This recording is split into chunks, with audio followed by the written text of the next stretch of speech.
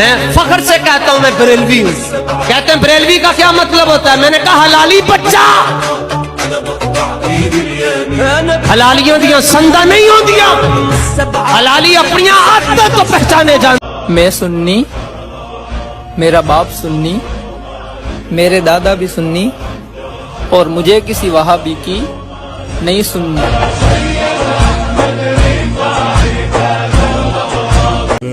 ان سے کسی نے کہا کہ یہ وہابی اور سنی میں فرق کیا ہے؟ تو میں نے کہا کہ وہابی کہتے ہیں کہ حضور تھے اور سنی کہتے ہیں کہ حضور ہے.